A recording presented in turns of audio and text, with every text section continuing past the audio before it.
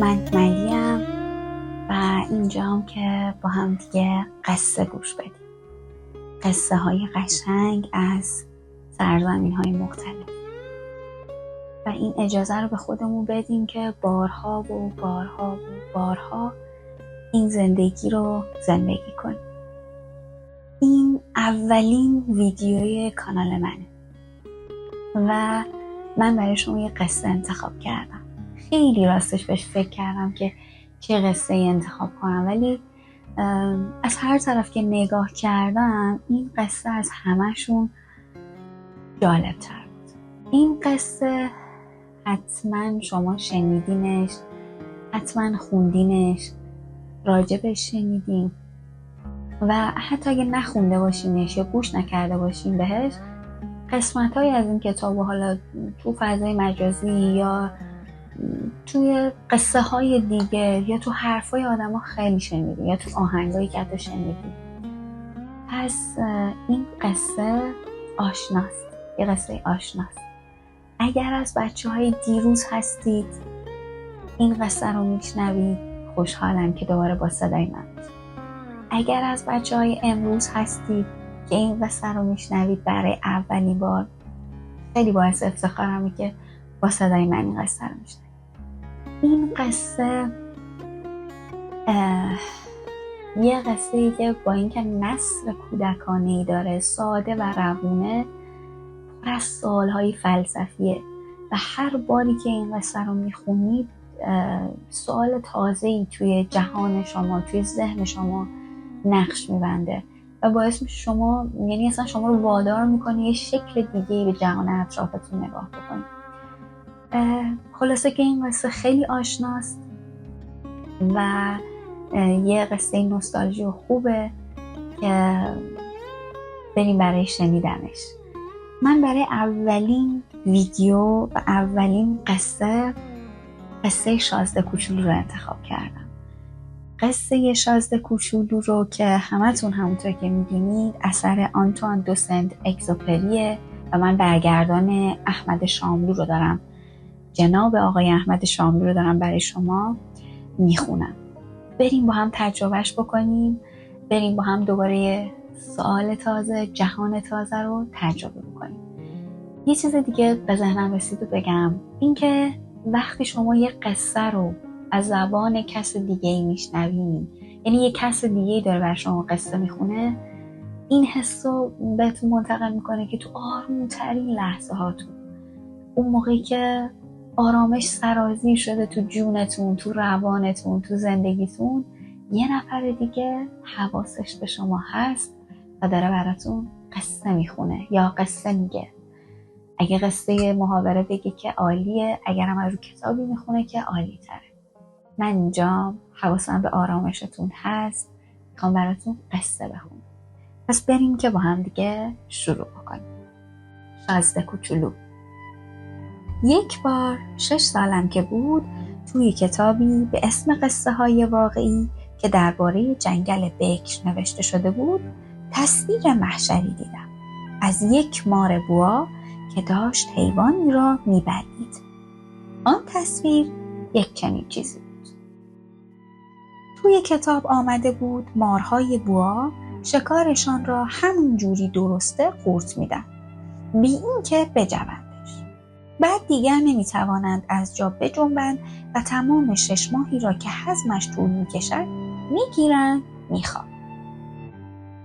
این را که خواندم راجع به چیزهایی که توی جنگل اتفاق میافتد کلی فکر کردم و دست آخر توانستم با یک مداد رنگی اولین نقاشیم را از کار درآورم. نقاشی شماره 1 را اینجوری کشیدم. شاهکارم را نشان بزرگترها دادم و پرسیدم از دیدنش ترس برتون میداره؟ جوابم دادن چرا کلاه باید آدمو بترسونه؟ نقاشی من کلاه نبود، یک مار بوا بود که داشت یک فیل رو هضم میکرد. اون وقت برای فهم بزرگترها برداشتم توی شکم بوا رو کشیدم. آخر همیشه باید به آنها توضیحات داد. نقاشی دوم اینجوری بود. بزرگترها بهم گفتن کشیدن ماربوهای باز یا بسته را بگذارم کنار و عوضش حواسم رو بیشتر جمع جغرافی و تاریخ و حساب و دستور زبانم بکنم. و اینجوری شد که تو 6 سالگی دور کار ظریف نقاشی رو قلم گرفت. از اینکه نقاشی شماره 1 و نقاشی شماره 2 هم یخشون رو آب نکرده بود دل سرد شد. بزرگترها اگر به خودشان باشد هیچ وقت نمیتوانند از چیزی سر درآورند.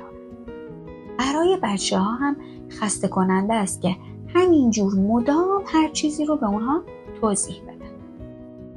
ناچار شدم برای خودم کار دیگری پیدا کنم و این بود که رفتم خلبانی یاد گرفتم.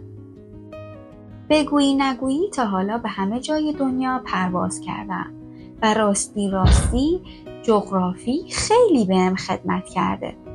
میتونم به یک نظر چین و آریزونا رو از همدیگه تمیز بدم. اگر آدم تو دل شب سرگردون شده باشه جغرافی خیلی به دادش میرسه. از این راه هست که من توی زندگیم با گروه آدم‌های حسابی برخورد داشتم. پیش خیلی از بزرگترها زندگی کردم و اونها رو از خیلی نزدیک دیدم. گیرم این موضوع باعث نشد درباره آنها عقیده بهتری پیدا بکنم. هر وقت یکیشان را گیر آوردم که یک خورده روشنبین به نظرم آمده با نقاشی شماره 1 که هنوز هم دارمش محکش زدم. ببینم راستی چیزی بارش هست یا نه. اما او هم طبق معمول در جوابم در آمد که این یک کلاه است. آن وقت دیگر من هم نه از مارهای بوا باش اختلاط کردم، نه از جنگل‌های بکر دست نخورده، نه از ستاره ها. خودم را تا حد او آوردم پایین و باش از بریج و گلف و سیاست و انواع کرات حرف زدم. او هم از این که با یک چنین شخص معقولی آشنایی به هم رسانده سخت خوشبخت شد. اینجوری بود که روزگارم تو تنهایی میگذشت، بی این که راستی یکی رو داشته باشم که باش تو کلمه حرف بزنم. تا اینکه زد و 6 سال پیش در کویر صحرا حادثه‌ای برایم اتفاق افتاد. یک چیز موتور هواپیمایم شکسته بود و چون نه تعمیرکاری همراهم بود نه مسافری، یکه و تنها دست به کار شدم تا از پس چنان تعمیر مشکلی برایم. مسئله مرگ و زندگی بود. آبی که داشتم زورکی 8 روزا کفاف می‌دهم. شب اول را 1000 مایل دورتر از هر آبادی مسکونی روماسه ها به روز آوردم. پرت افتاده تر از هر کشتی شکسته‌ای که وسط اقیانوس به تخت پاره‌ای چسبیده باشد. پس لابد میتونید حدس بزنید چجور هاج و واج ماندم وقتی کله آفتاب به شنیدن صدای ظریف عجیبی که گفت بی زحمت یه بره برام بکش. از خواب پریدم. ها؟ یه بره برام بکش. چنان از جا جستم که انگار صاعقه بهم زده. خوب که چشمهایم را مالیدم و نگاه کردم، آدم کوچولوی بسیار عجیبی رو دیدم که با وقار تمام تو نخ من بود. این بهترین شکلی است که بعدها تونستم از اون درارم.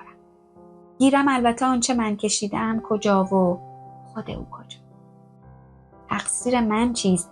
بزرگترها تو 6 سالگی از نقاشی دل سردم کردن و جز بوهای باز و بسته یاد نگرفتم چیزی بکشم. با چشمهایی که از تعجب گرد شده بود به این حضور ناگهانی خیره شدم. یادتان نرود که من از نزدیکترین آبادی مسکونی 1000 مایل فاصله داشتم. و این آدمیزاد کوچولوی من هم اصلاً به نظر نمی آمد که راه رو گم کرده باشه، یا از خستگی دم مرگ باشه، یا از گشنگی دم مرگ باشه، یا از تشنگی دم مرگ باشه، یا از وحشت دم مرگ باشه. هیچ چیزی و بچه‌ای نمی برد که 1000 مایل دورتر از آبادی مسکونی تو دل صحرا گم شده باشه. وقتی بالاخره صدام در اومد گفتم آخه تو اینجا چیکار میکنی؟ و اون وقت او خیلی آرام مثل یک چیز خیلی جدی دوباره در آمد که بی زحمت واسه من یه بره بکش. آدم وقتی تحت تاثیر شدید رازی قرار گرفت جرأت نافرمانی نمی کند. گرچه تو آن نقطه 1000 مایل دورتر از هر آبادی مسکونی و با قرار داشتن در معرض خطر مرگ این نکته در نظرم بی‌معنی جلوه کرد. باز کاغذ و خودنویسی از جیبم در آوردم، اما تازه یادم اومد که آنچه من یاد گرفتم بیشتر جغرافیا و تاریخ و حساب و دستور زبان است. با کژخلقی مختصری به آن موجود کوچولو گفتم نقاشی بلد نیستم. بهم جواب داد عیبی نداره، یه بره بکش. از اونجایی که هیچ وقت تو عمرم بره نکشیده بودم، یکی از اون 2 نقاشی رو که بلد بودم برایش کشیدم. آن بوهای بسته را. ولی چه یکی خوردم وقتی آن موجود کوچولو در آمد که نه فیل تو شکم یک بوها نمیخوام، بوها خیلی خطرناکه، فیل جا تنگ کنه، خونه من خیلی کوچولوه، من یه بره لازم دارم، برام یه بره بکش. نه، این که همین حالاش هم حسابی مریض است، یکی دیگه بکش. کشیدم. لبخند با نمکی زد و در نهایت گذشت و گفت خودت که میبینی این بره نیست، قوچه، شاخ داره، نه؟ باز نقاشی رو عوض کرد. اونها رو هم مثل قبلی ها رد کرد. این یکی خیلی پیره، من یه بره میخوام که مدتها عمر کنه. باری چون عجله داشتم که موتورم رو پیاده کنم رو بی‌حوصلگی جعبه‌ای کشیدم که دیوارش 3 سوراخ داشت و از دهنم پرید که این یک جعبه است، بره‌ای که میخواهی این توست. و چقدر تعجب کردم از اینکه دیدم داور کوچولوی من قیافش از هم باز شد و گفت آها، این درست همون چیزیه که من میخواستم. فکر میکنی این بره خیلی علف بخواد؟ چطور مگه؟ آخه جای من خیلی تنگه، هرچه باشد حتما بسش است. بره‌ای که بهت دادم خیلی کوچولوه، اونقدر هم کوچولو نیست، گرفته خوابیده و اینجوری بود که من با شهریار کوچولو آشنا شدم. خیلی طول کشید تا توانستم بفهمم از کجا آمده. شهریار کوچولو که مدام مرا سوال پیچ میکرد خودش انگار هیچ وقت سوالهای مرا نمیشنید. فقط چیزهایی که جسته گریخته از دهنش میپرید کم کم همه چیز رو برای من آشکار کرد. مثلا اول بار که هواپیمای مرا دید راستی من هواپیما نقاشی نمی کنم، سختم است. ازم پرسید این چه چیزیه؟ این چیز نیست، این پرواز میکنه، هواپیماست، هواپیمای من است. و از اینکه بهش فهموندم من کسیم که پرواز میکنم به خودم میبالیدم. حیرت زده گفت چی؟ تو از آسمون افتادی؟ با فروتنی گفتم آره. گفت او این دیگه خیلی عجیبه و چنان قهقهه ملوسی سر داد که مرا حسابی از جا در برد. راستش من دلم میخواد دیگران گرفتاری هایم رو جدی بگیرن. خنده هایش را که کرد گفت خب پس تو هم از آسمون میای، اهل کدوم سیاره ای؟ بفهمی نفهمی نور مبهمی به معمای حضورش تابید. یک خب پرسیدم پس تو از یک سیاره دیگر آمده ای؟ آرام سرش رو تکون داد بی اینکه چشم از هواپیما برداره. اما جوابم را نداد. تو نخ هواپیما رفته بودم و آرام آرام سر تکان میدادم. گفت هر چه باشد با این نباید از جای خیلی دوری آمده باشی. مدت درازی تو خیال فرو رفت. بعد برش رو از جیب در آورد و محو تماشای آن گنج گرانبها شد. فکر میکنید از این نیمچه اعتراف سیاره دیگر او چه هیجانی به من دست داد؟ زیر پاش نشستم که حرف بیشتری از زبانش بکشم. تو از کجا میای آقا کوچولوی من؟ خونت کجاست؟ بره من رو میخوای کجا ببری؟ مدتی در سکوت به فکر فرو رفت و بعد در جوابم گفت حسن جعبه‌ای که بهم دادی این است که شبها میتواند خانه‌اش بشود. معلوم است، اما اگر بچه خوبی باشی یک ریسمان هم بهت میدم که روزها ببندیش.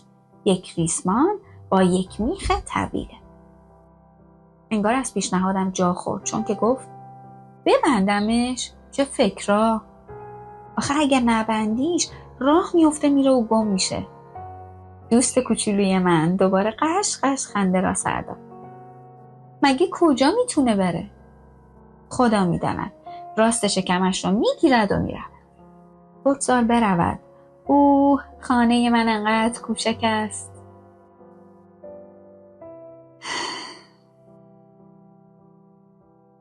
و شاید با یک خورده اندوه در آمد که یک راست هم که بگیرد و برود.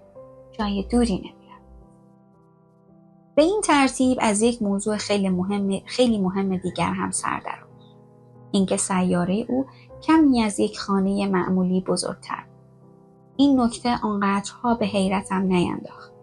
میدانستم گذشته از سیاره‌های بزرگی مثل زمین و کیوان و تیر و ناهید که هر کدام برای خودشان اسمی دارند، صدها سیاره دیگر هم هست که بعضیشان از بس کوچکن با دوربین نجومی هم به 1000 زحمت دیده می شوند. و هرگاه اخترشناسی یکیشان را کشف می کند به جای اسم شماره‌ای بهشان می دهد. مثلا اسمشو میذارن اخترک شماره 3251. دلایل قاطعی دارم که ثابت می کند شهریار کوچولو از اخترک B612 اومده بود. این اخترک را فقط یک بار به سال 1909 یک اخترشناس ترک توانسته بود ببیند که توی یک کنگره بین المللی نجوم هم با کشفش هیاهوی زیادی به راه انداخت، اما واسه خاطر لباسی که تنش بود هیچ کس حرفش رو باور نکرد. آدم بزرگا اینجوری هم. بخت اخترک B612 زد و ترک مستبدی ملتش رو به ضرب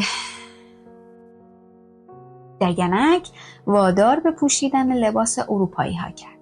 اخترشناس به سال 1920 دوباره و این بار با سر و وضع آراسته برای کشف ارائه جدیدی دلیل کرد. این بار همه جانب او را گرفتند.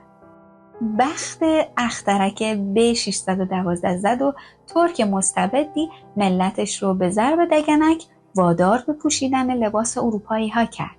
اخترشناس به سال 1920 دوباره و این بار با سر و وضعی آراسته برای کشفش ارائه دلیل کرد و این بار همه جانب او را گرفتند. به خاطر آدم بزرگ هاست که من این جزئیات را در باب اخترک B612 برایتان نقل می‌کنم، چون که اونها عاشق عدد و رقمند. وقتی با اونها از یک دوست تازه‌تان حرف بزنید هیچ وقت ازتون نمیپرسن درباره چیزهای اساسیش سوال نمی‌کنن، که هیچ وقت نمیپرسن آهنگ صداش چطوره، چه بازیایی رو بیشتر دوست داره، پروانه جمع میکنه یا نه. میپرسن چند سالشه، چند تا برادر داره، وزنش چقدره، پدرش چقدر حقوق میگیره. و تازه بعد از این سوال هاست که خیال میکنن طرف رو شناختن.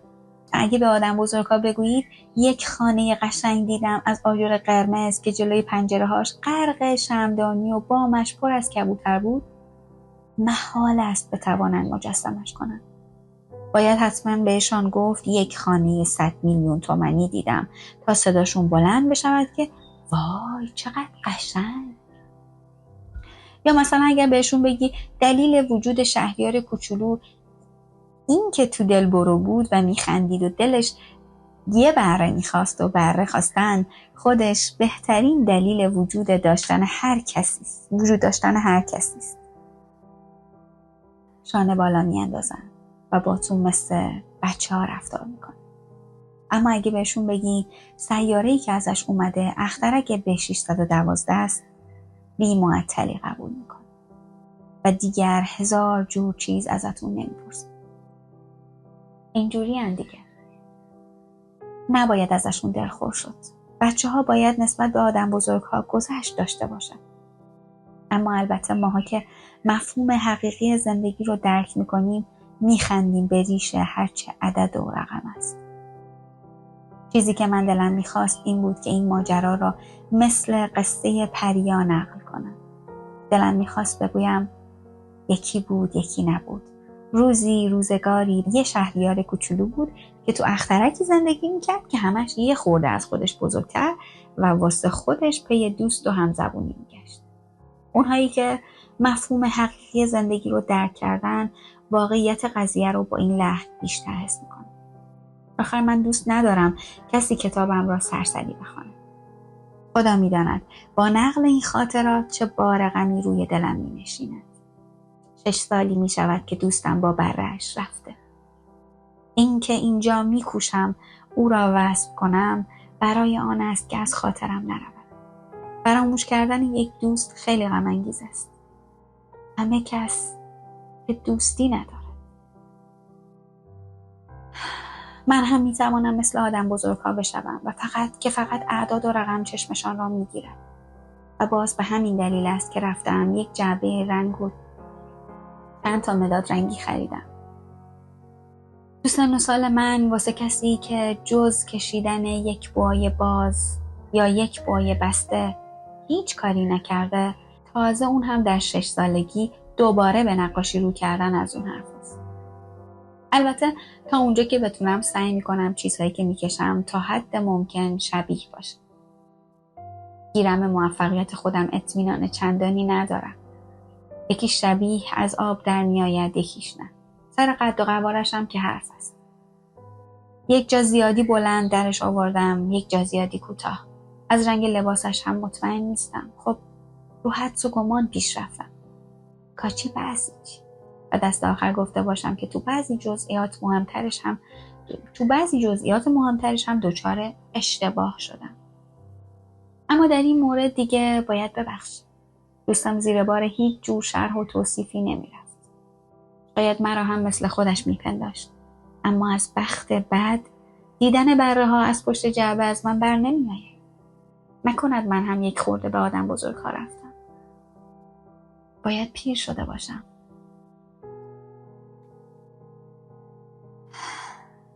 هر روزی که میگذشت از اخترک و از فکر عزیمت و از سفر و این حرفا چیزهای تازه‌ای دستگیرم میشد که همش معلول بازتاب‌های اتفاقی بود و از همین راه بود که روز سوم از ماجرای تلخ باباب‌ها سر درآمد. این بار هم بره باعثش شد. چون شهریار کوچولو که انگار سخت دو دل مانده بود ناگهان ازم پرسید: برا بوته ها رو هم میخورن؟ مگه نه؟ میخورن دیگه. آره همینجوره. آخ چه خوشحال شدم. نتوانستم بفهمم که این موضوع که بره ها بوته ها را هم میخورن اهمیتش کجاست، اما شهریار کوچولو در آمد که پس لابد باباب ها را هم میخورن دیگه. من برایش توضیح دادم که باباب بوته نیست، درخت است و از ساختمان یک معبد هم گنده تر و اگر یک گله فیل هم با خودش ببرد حتی یک درخت باباب را هم نمیتواند. از فکر یک گله فیل به خنده افتاد و گفت: باید چیدشان روی هم. اما با فرزانگی تمام متذکر شد که باباب هم از بوتگی شروع می کند به بزرگ شدن. درست است. اما نگفتی چرا دلت میخواهد بره هایت نهالهای باباب را بخورند؟ گفت که معلوم است. این را چنان گفت که انگار موضوع از آفتاب هم روشن تر است. منتها برای من که به تنهایی از این راست سر در آوردم ناچار شدم حسابی کلم را به کار بندازم. راستش این که تو اخترک شهریار کوچولو هم مثل سیارات دیگر هم گیاه خوب به هم میرسید هم گیاه بد. یعنی تخم خوب گیاهان خوب به هم میرسید هم تخم گیاهان بد. اما تخم گیاهان نامرئی اند. آنها تو حرم تاریک خاک به خواب میروند تا یکیشان هوس بیدار شدن به سرش بزند. آن وقت که شغوسی می آید و اول با کمرویی شاخک باریک خوشگل و بیازاری به طرف خورشید می تواند. اگر این شاخک تربچه گل سرخی چیزی باشد، می شود گذاشت برای خودش رشد کند. اما اگر گیاه بدی باشد، آدم باید به مجردی که دستش را خواند ریشه کنش کند. باری تو سیاره شهریار کوچولو گیاه تخمه‌های وحشتناکی به هم می‌رسید. یعنی تخم درخت باوباب که خاک سیاره حسابی ازشان لطمه خورده. باوباب هم اگر دیر بهش برسن دیگر هیچ جوره نمی‌شود حریفش. تمام سیاره را می‌گیرد و با ریشه‌هایش سوراخش می‌کند و اگر سیاره خیلی کوچولو باشد، باوباب‌ها خیلی زیاد باشند، پاک از هم متلاشیش می‌کنند. تا صفحه 16 من قصه شازده کوچولو رو براتون خوندم. فکر می‌کنم برای این ویدیو کافی باشه. اگر دوست دارید بقیه قصه رو بشنوید، حتما ویدیوی بعدی رو ببینید. و اینکه من قصد دارم این ویدیو رو با تمام اشکالاتش برای شما به اشتراک بذارم.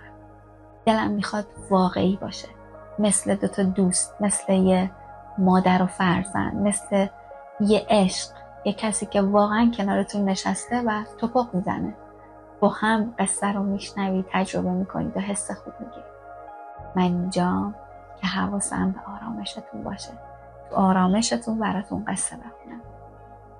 اگر قصه‌ای دوست دارید بشنوید، اگر کتابی دوست دارید که خونده بشه، حتما به معرفی کنید. من براتون حتما میخونمش. برام کامنت بذارید و ویدیو رو اگه دوست داشتین لایک کنید.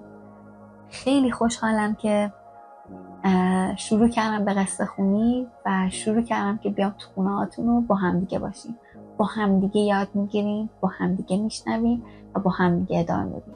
تا برنامه بعد، خدا نگهدار.